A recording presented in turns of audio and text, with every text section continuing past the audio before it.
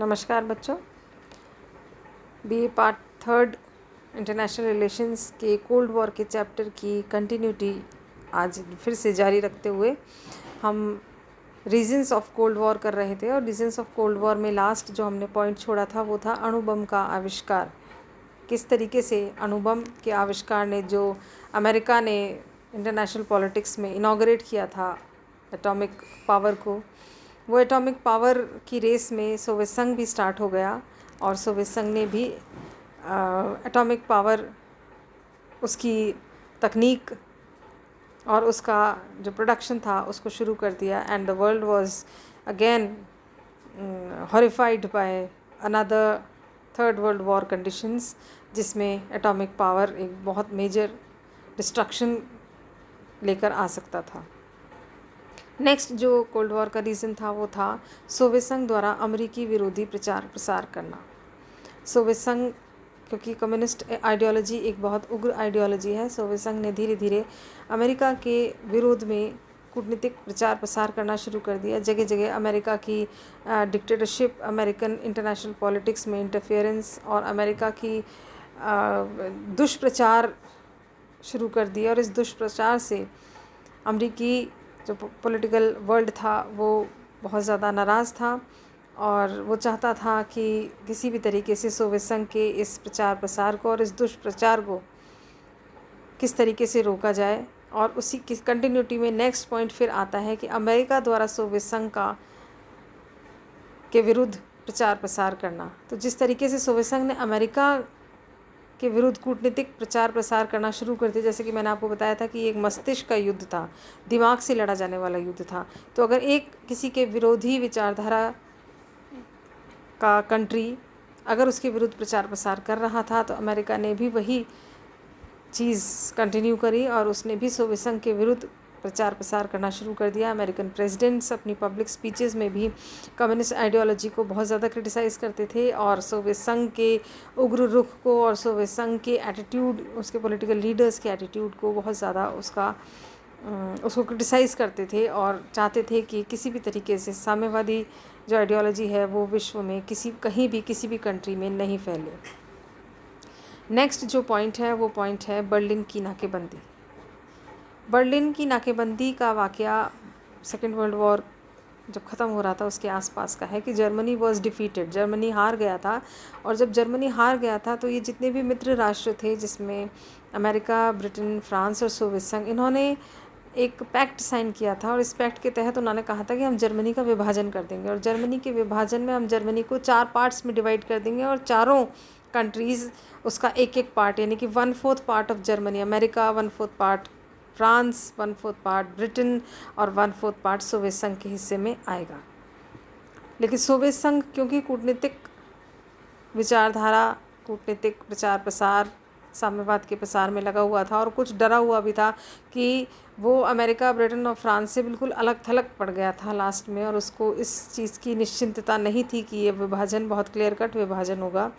तो अमेरिका ने पूर्वी बर्लिन पर अधिकार कर लिया और बर्लिन की नाकेबंदी कर ली, जिसको कहते हैं इंग्लिश में सीज ऑफ बर्लिन। अब पूर्वी बर्लिन के लोग पश्चिमी बर्लिन में नहीं जा सकते, तो पश्चिमी बर्लिन के लोग पूर्वी बर्लिन नहीं आ सकते थे। तो ये जो पैक्ट साइन हुआ था कि चारों कंट्रीज़ आपस में बराबर जर्मनी को डिवाइड कर लेंगी, कैपिटल भी इसी तरीके से डिवाइड होगा। सोवियत संघ का ये जो एक्शन था जिसमें उसने पूर्वी बर्लिन पर अधिकार जमा लिया था और जिसके तहत ये अंडरस्टूड था कि बाय डिफ़ॉल्ट पूर्वी जर्मनी भी उसके कब्ज़े में आ जाएगा, ये चीज़ अमेरिका, ब्रिटेन और फ्रांस को ठीक नहीं लगी। ये मैटर इंटरनेशनल प्लेटफॉर्म्स पे भी गया। सोवियत संघ के ये संयुक्त राष्ट्र संघ के प्लेटफॉर्म पर भी गया, यूएनओ के प्लेटफॉर्म पर भी गया और इससे सोवियत संघ और बाकी मित्र राष्ट्रों में जो 3 मित्र राष्ट्र थे उनमें वैमनस्यता बढ़ती चली गई, कोल्ड वॉर कंडीशंस और अग्रेसिव होती चली गई। नेक्स्ट पॉइंट था सोवियत संघ का वीटो का बार बार प्रयोग करना। वीटो पावर यानी कि निषेधाधिकार। वीटो पावर का मतलब होता है कि सुरक्षा परिषद में कोई भी इंटरनेशनल डिसीजन अगर लिया जाना है तो वो 5 परमानेंट कंट्रीज़ की सहमति से ही लिया जाना। अगर पांचों में से कोई एक कंट्री भी अनुपस्थित है या उस डिसीजन को ना कर रही है तो वो डिसीजन अप्लाई नहीं होता था। तो सोवियत संघ क्योंकि बार बार बहुत सारे पैक्ट्स का उल्लंघन कर रहा था, बार बार बहुत सारी चीज़ों का एनक्रोचमेंट कर रहा था, हत्या रहा था उनको, तो सोवियत संघ के विरुद्ध डिसीजंस लिया जाना लाजमी था। लेकिन क्योंकि डिसीजन पांचों की जब तक सहमति नहीं होगी, पांचों डेवलप्ड कंट्रीज़ की, जब तक कोई डिसीजन सुरक्षा परिषद में नहीं लिया जा सकता था, इसलिए सोवियत संघ बार बार या तो अनुपस्थित रह रहा था या उसके खिलाफ होने वाले डिसीजंस को ना कर रहा था। और इस ना करने के जो अधिकार है, जो निषेधाधिकार था, वीटो का बार बार प्रयोग करना और किसी इंटरनेशनल डिसीजन पे नहीं आ पाना बाकी कंट्रीज़ के लिए ये एक वेलकमिंग विषय नहीं था। तो धीरे धीरे सोवियत संघ के खिलाफ अंतर्राष्ट्रीय जो प्लेटफॉर्म था वो तैयार होता चला गया।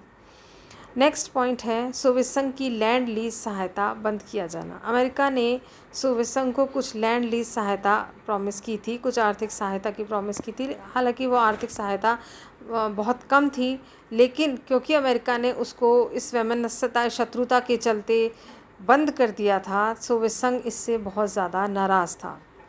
और लास्ट में पॉइंट है शक्ति संघर्ष या हित संघर्ष।